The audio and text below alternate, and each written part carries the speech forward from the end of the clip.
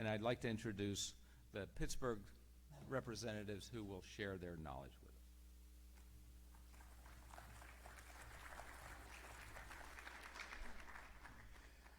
Good morning. I want to start out with saying that it's an honor for us to be here today, and we hate to be here sharing the information we're sharing because it means that there was something that terrible happened in our community. And it seems to be common in the world, which is why it's so important that we're here today to learn from each other and help each other, because it's what we need to do for keeping our future. My name is Roy Cox. I'm the operations director for the Pittsburgh CISM team, and it's a wonderful team. We have many professionals who volunteer and dedicate their free time to helping those in need. Oh, thank you. Our team structure is we have an operations director, we have a clinical director, we have a secretary, and we have a group of individuals that help run the organization. And those are the sum of the main part of the team that are our supervisors. We're going to talk today about when hate came to Pittsburgh. And this is about a hate crime that we're going to home in on, at least one of the four that we've had over the last few years. This incident that just occurred recently happened in Squirrel Hill. It's a very quiet community in our neighborhood. It's in the heart of Pittsburgh. It's one of the largest Jewish communities in the area. And I actually lived in that community for about 10 years. And on a Saturday, you would see families who were very strict in the Jewish religion not use any electronics. So they would walk to the synagogue, and you had this deep, humble respect, similar to when you see an Amish person in a chariot of, wow, they're really dedicated to their religion. Our CISM team that responded was under the supervision of our weekly supervisor. And we have 14 board members who oversee the team, and they're the ones that are on call. We have on-call 24/7 response. We have a hotline that the individual or the chief of the organization would call and request a response. That person then who answers the hotline calls our on-call board member, and they then gather the information on what the need is, what the incident was, and it helps us determine what peers we will send to that response.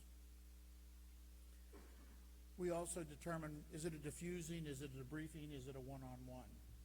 We are seeing a trend more for more diffusings. Everyone wants something now, and it's a real challenge for us because they'll call at 11 o'clock and say, can you be here by 1? And we're like, well, let me see what I can do. It's really challenging for our team, but we're able to usually do pretty well on meeting that need. We have a multimedia call-out system with text, emails, and phone calls. And we have 89 members of our team besides our 14 board members. We have peer police, fire, EMS, dispatchers, nursing, industrial, social workers, counselors, mental health workers, canines, clergy, and physicians. We're really fortunate because of the number of hospitals we have in the region that we have that pool of people. And they give up many hours of their time to help our team. The on-call supervisor then comprises a team. The supervisor doesn't go on the call. The supervisor coordinates a team response and then sends a team leader then to lead the diffusing or debriefing. What we're about to go over is one of our responses to a hate crime that we are fortunate to have two of the people that responded to that scene. And sometimes we don't usually go to the scene.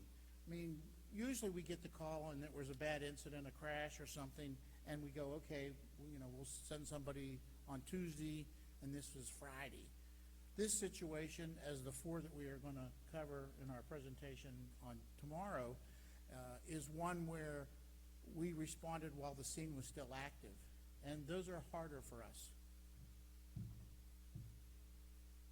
Hi, everybody. My name's Jen Swab, and I'm on the Pittsburgh CISM team. I'm on their board. I have 40 years experience as a paramedic with some fire experience, dispatch experience as well, and rescue technician. And I'm the training officer for an ambulance service that borders the city of Pittsburgh. Because the incident is still fairly fresh and because it was a hate crime, it's being investigated by the FBI, and because of that, we have to be pretty careful what we say. We were recently able to retrieve everything that we're giving you is public knowledge, so you can go online and find all of this. It was either retrieved in the paper or online.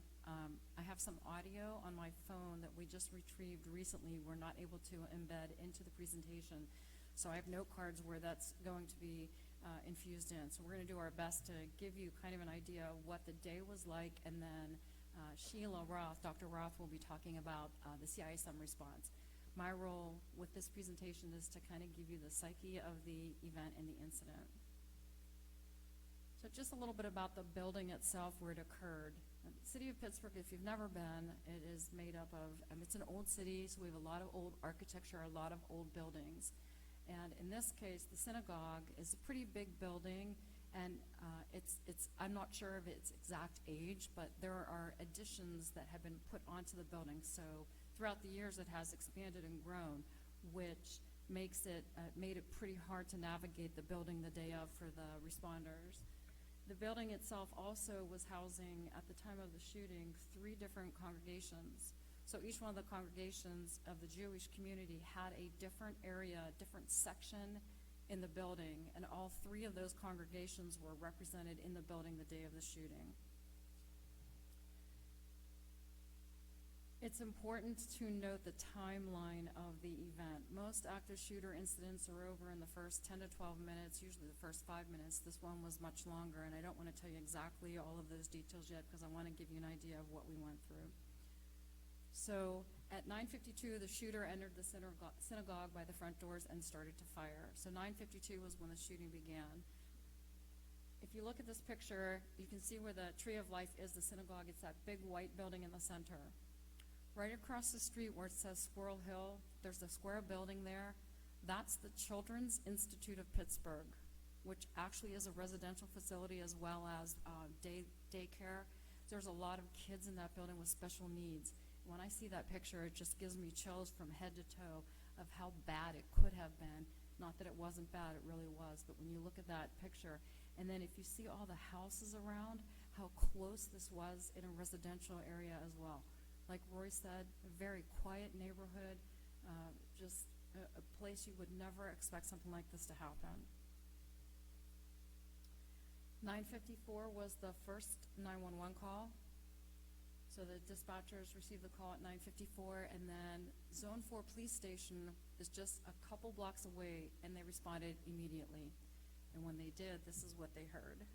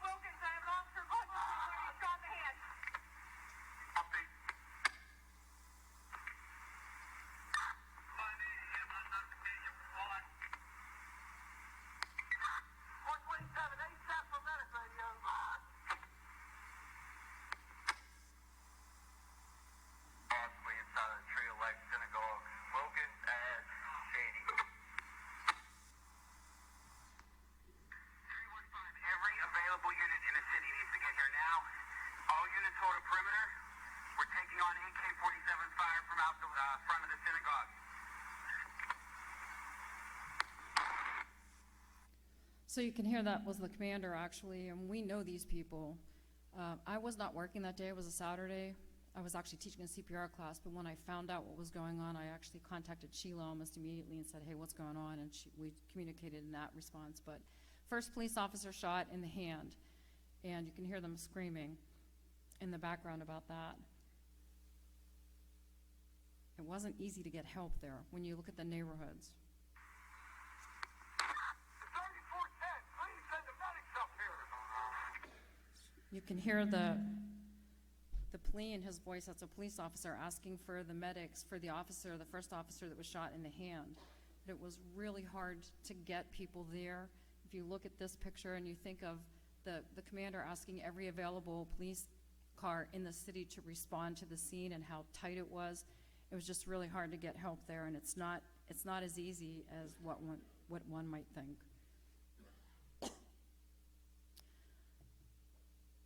So at 10 o'clock, the second police officer was shot. So in less than 6 minutes, we have X number of police that have arrived on scene, 2 officers shot, no idea how many people were in the building, no idea how many people were shot, no idea how many shooters there are, didn't know any of this stuff, and they can't get in. And they know that their officers, or 2 of them are, at least at this point, 2 of them are shot. So if you look at the time there, so 10 o'clock and then 10:36, that formation that you're seeing in this picture is in the center, paramedics, and then flanked by police and SWAT. And the paramedics have vests on, but those vests will not stop bullets from an AK-47. The helmets wouldn't either. They don't have them on, but they wouldn't either. And some of our medical command doctors were already on scene because it was close to the city and close to some of the hospitals. And some of them have commented when they see this picture how sick it made them to think that the people that they work with and the people that they know were going into harm's way. And we try not to do that, but the attempt here was to try to get some of the survivors out. And very chilling with this picture is that 2 months before the shooting, they had practiced a drill at the Jewish Community Center just a few blocks away because they thought that that was the soft target. So they practiced an active shooter situation at the Jewish Community Center, and here it was just a couple blocks away at the synagogue. Some of the statistics here, some of the information, this was all taken from the Pittsburgh Tribune Review, is not 100% accurate. We know better now. There were 4 floors that I'm aware of within the facility, and people scattered and went to different places. They couldn't get out, so they sheltered in place and barricaded themselves in. Some of them, they were found on all different floors, from the basement to the top floor. Look at the time there, 10:54, so we're a little bit more than an hour into the incident. 7-1 to the TAC operators, where the Bears at, the equipment trucks there, retrieve technology. We're pushing based on priority life at this time, and lack of equipment inside the structure. Start infusing technology into the structure ASAP. How come? 7-1, contact, shots fired.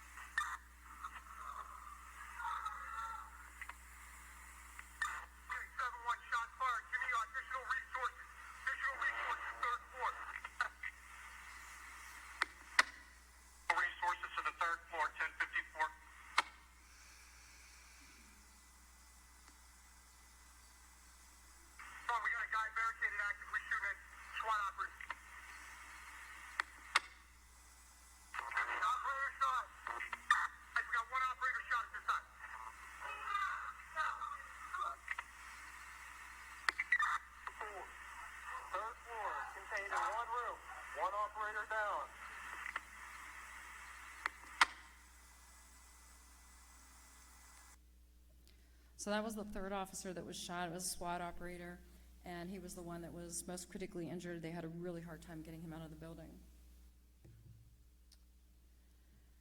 Around 11 o'clock, so we're more than an hour into the incident, the shooting began again, and they started to communicate with him. He had barricaded himself. They were trying to get him to surrender, and at 11:13, I'm having a hard time getting, there we go. 271. 71 radio, actors in custody at this time. So at 11:13, 81 to 84 minutes into the incident, the suspect was apprehended. So it was that long of an incident, and it was, at one point they were able to determine there was only one shooter. Some of the people had barricaded themselves into a closet. This, again, is public knowledge. There were 3 of them in a closet, and they heard a lull in the gunfire.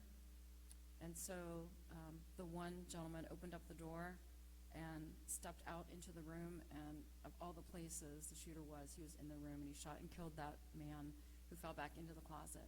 The shooter stepped into the closet and didn't see the other 2 people hiding in there and left. Those 2 people were the ones that were able to give a description of who he was, what he was wearing, what he looked like, all that stuff. And we as a CISM team could not have anticipated what we were about to experience that day, nor in the week following and then the weeks following that, both from a public safety perspective, a community perspective, our own needs as a team, and our own needs as individuals. Morning. I'm Sheila Roth, and I'm a professor of social work at Carlow University. It's a small university in Pittsburgh, and I'm also an EMT. And I've been on the critical incident stress team for, I think, 33 years. Almost 30, so I'm 100 years old. And as Jen said, we had no clue what we were going to do with this because we knew it was unfolding. We had been on standby. We were alerted that we probably were going to need to do something, but had no really sense that we were going to have to do something while it was still happening. So overall, and I'll talk about that, at 10 o'clock, as Roy showed you, every week we get a text or an email that says, hey, good morning, Roy Cox is on call, Sheila Roth, or whoever's on backup. So we got that, notification, of course, and we knew that Karen Glass, one of our colleagues, was on call. And Karen texted me and said, hey, we're on standby. And she actually texted me because I live 5 minutes away from the temple. So she knew I was close, and I live also 2 minutes away from the 911 center. So she said, we need people to go to the 911 center. So Jen had reached out. I said, Jen, because we sort of send out a scouting team when we have a big incident. So we'll send out a couple people, figure out what's going on, and then decide what we need. So that's what we did. So Jen and I were the scouts. And so we go to the 911 center, but then we get a call from the incident commander asking for CISM to go to a facility, and you'll see on your screen there, it says, the EOC Chatham. Chatham is another small university in the city of Pittsburgh. And they told us that that's where families were going to gather, and there were going to be a lot of police officers there also. So of course, the Department of Human Services does, work with the community after critical incidents. They sort of join with the Center for Victims, and the Red Cross was going to be there for victim notification and family reunification. So Jen and I thought, well, okay, they're going to send us there for, just to be there for the police officers. We also then had additional team members, Jim Makinich, who's in our audience, and another gentleman, J.C. Todorsky, and Karen stayed at the 911 center because they figured that there was a lot going on, and we knew that our call takers were going to need some support. So between the 5 of us, we were scouts. So Jen and I go to Chatham, and there's no one there. In the midst of it, they had changed the location, and they sent us to the JCC, the Jewish Community Center, which is probably, like Jen had mentioned earlier, 4 to 5 blocks away from the temple. And you can see it's the bigger picture there. And it's a beautiful facility, very, very frequently used by the community. Jewish and non-Jewish community members use the JCC for, they have a beautiful pool, exercise equipment, they have community rooms. It's an amazing building. And so they said, no, you need to now go to the JCC. Well, as you saw in some of those photos, the roads were very blocked. There was there was, all kinds of emergency medical equipment, police vehicles. We couldn't get there. So we had somebody from the director's office, the director of public safety, we had his victim's advocate with us, and she was able to get us parked, and then we walked in to where the JCC was. At that point, it was very interesting because, as I said, we knew that the Red Cross and the Center for Victims were all really in charge of the community, and we're thinking, well, we'll be there as support for the officers, but we'll do what we need. Well, it ended up that we were the first people there. So we had families there waiting for us, and they were asking us, please, please help us find our loved one. Do you know if my husband's there? Do you know if my mom's there? So Jen and I had just been thrown into a kind of different world for CISM. Now, as a mental health provider, I have been in that world, but not as a public safety provider or as a peer on the CISM team. We work with people after. So I said to Jen, grab that clipboard.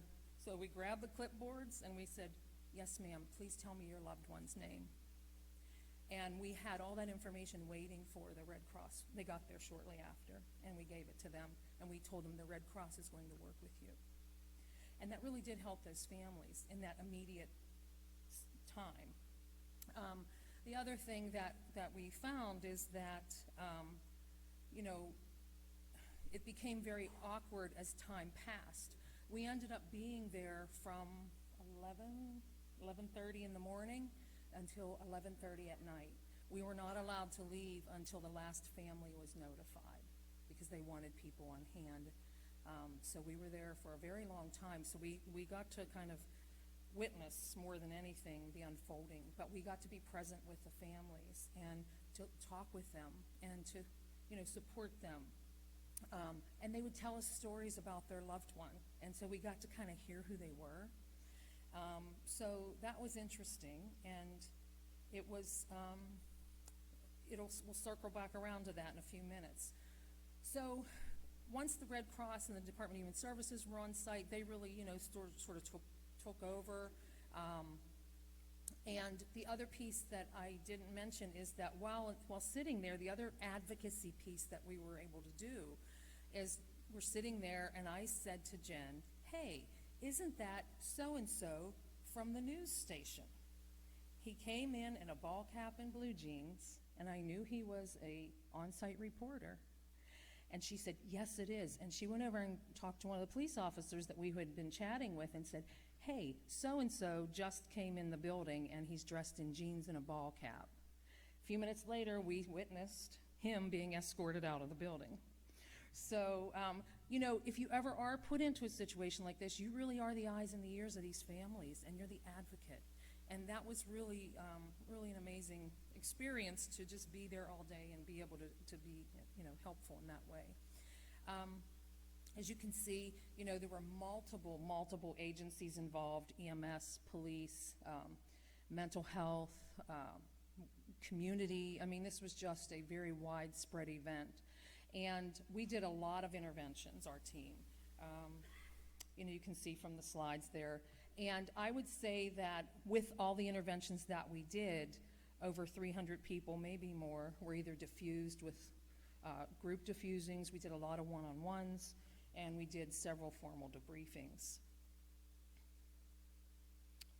Let me just go back to that for 1 second, just to say that the groups that we worked with were groups that we expected. So we worked with we worked with the SWAT teams, we worked with the police officers, we worked with medics. But what was interesting is that we were invited to work with groups that have never reached out to us before. So there were some other groups, like some behavioral health groups that they always would like, we don't need CISM, we're okay. We don't need CISM. They all reached out to us. Police groups that hadn't reached out to us before reached out to us, which was wonderful. As a matter of fact, I don't know if Clarence is in here, but Clarence did a debriefing with me, Clarence and Bill. And Clarence sat next to me when I debriefed one of the police groups, and he had his paw on my knee the entire time. It was amazing. He was like my co-leader. He was wonderful. And, but anyway, so it was really, for us, it was just the impact of, you know, people reaching out. So this was a different kind of experience. Barriers, of course, the road closures, it was hard to get places. The road in front of the synagogue was closed for, I'd say, 4 to 6, probably 4 weeks at least. It's still under construction, it is not open. And I had to change my route to drive home because I couldn't go down the road. So I was reminded, even personally, every day of this event. You know, the community needs, the weather, it was raining, it was dreary. The community pulled together like nothing I've ever seen. It was amazing, and they're still doing it. They're still holding tight and pulling together. Pittsburgh in and of itself is a very loving town, a very close town, but the Squirrel Hill community is a very tight community. And there was a lot of, you know, there was a lot of issues around cultural needs, so, you know, burial needs. And the interesting thing is, you know, that with Judaism, there are like different types of Judaism, just like there are different types of, you know, Christian churches, right? So you have anything from, you know, very, very Orthodox individuals to people who are Reformed and very, you know, just, you know, not as strict with dress and food laws and things like that. But at this particular, the JCC keeps kosher. So all food that had to be brought in had to be kosher. And so we had to think about that. And at one point, when the investigators were coming in and they were informing and updating people about what was happening, people were getting upset because they wanted answers. They wanted their loved one identified. And I actually went over to one of the investigators and said, you know what? I wouldn't come back in here without a rabbi next time, because people have a lot of questions. Burial concerns, burial customs, you know, people who are Jewish do not embalm. So you have to either be buried or in a you get buried within 24 hours, basically, because you don't embalm. I mean, that's sort of, you know, part of that. If you are killed in a violent way, or if you're killed in a way that you lose blood, you know, your blood and that appendage or whatever it might be must be buried with you. So that became interesting because, you know, they had to literally cut pieces of wall. You know, the building is very destroyed. So there were a lot of burial issues. And those rabbis, so that the investigators did, they came in and they brought the rabbis. They brought 4 rabbis from different levels of belief, and they were able to answer those questions, and they were able to help those families feel a little bit more comfortable with the process. So we tried to do that. So lessons learned, we're going to kind of switch it up here and talk a little bit about that. Oh, sorry. The one thing I said I'd come back to when we were talking about the families and they were telling us about their loved ones. So when we were doing the debriefings, what we found for Jen and I, which was different, is that we went in and did debriefings, and now we're hearing from the first responders, I saw this, I saw that, I saw this, and in our heads, we're putting together all the people that we heard about because we were able to know who they were. That created a different type of recovery for her and I than we usually have. So that we'll talk on that. So just real quick, some of the things that we learned from a excuse me, team perspective was really flexibility. Like Sheila said, my role is a paramedic, public safety, I'm EMS, so I can relate to that. She's got clinical experience, so when thrown into the room with the families, it's like, okay, I kind of just relied on common sense, but also Sheila's guidance. That was very difficult because, as you can imagine, because the incident was so long, the room just swelled with more and more people of the deceased as the day wore on. The people that were missing, that were not identified for hours, those loved ones and friends and family just swelled into that room. So like Sheila was saying with the food, you know, by 6 or 7 o'clock at night, there were probably 200 to 400 people that needed to be fed. So how do you call up a restaurant at 3 o'clock and say, we're having a wedding today at 6 o'clock and you gotta bring us food for 200 to 400 people? It just wasn't happening. So So team flexibility is really important. You need to be able to jockey around like we did, to go to the 911 center, then to go to Chatham, then back to the 911 center, then to the command post, then to the JCC, and that all happened within a very short amount of time. Screening for assessment needs, like she said, in this case, it was very helpful to go and snoop out and see what was going on, because it was going to be hours. So you don't send all of your eggs into one basket in the very beginning. You try to figure out what's needed. It's hard to do that, especially from a helper perspective, because everybody wants to go, and everybody wants to go where the action is. We got the red screen. The other thing that we did was communication. We don't just go on calls. We got a call from the 911 center relating, well, you need to come and help our dispatchers. They're the ones that hear the activities and know that our officers are in trouble. And our public safety is experiencing a traumatic situation. Well, those dispatchers are experiencing the same situation. So we send a team to the 911 center. At the same time, our public safety director, who's very supportive of CISM, wanted us to go to the scene to help with diffusing officers who were in the cold zone areas. So we also activated our CISM alert, where we said, everybody be alert, be on standby, and we did a text gross email. And then as we started to figure out what the demands were with the calls coming in, we would disperse teams as needed. The other thing that we did was building a relationship. We try to build face recognition ahead of time, where we have meetings and or contacts, so that as administrators of CISM, we know who is going to be in need, as far as whether it's the Red Cross, the Salvation Army, police, fire, and EMS, and that's been very helpful.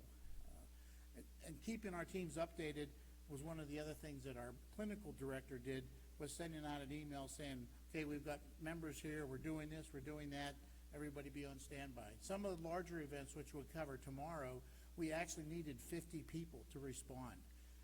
And it was still an active scene, and we were able to help with mental health coverage because we were able to pull that many people together because of the size of our team.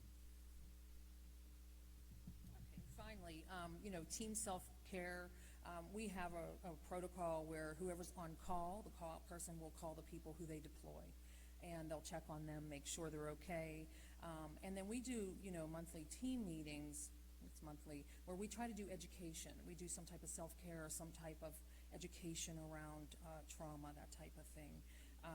And then, of course, we did an after-action review of the event, and we said, what can we do better? And so we found a few things that we can do better to communicate, or the 360 thing with Jen and I, like, you're there hearing the families, and then you're doing the debriefings, and then you're kind of like, oh my goodness, I know who that person was. How do we take care of that? So that was interesting, and please, if you have questions, we'll be around until tomorrow afternoon. We also have a presentation, like Roy said, but thank you so much for listening, and I hope you found this informative.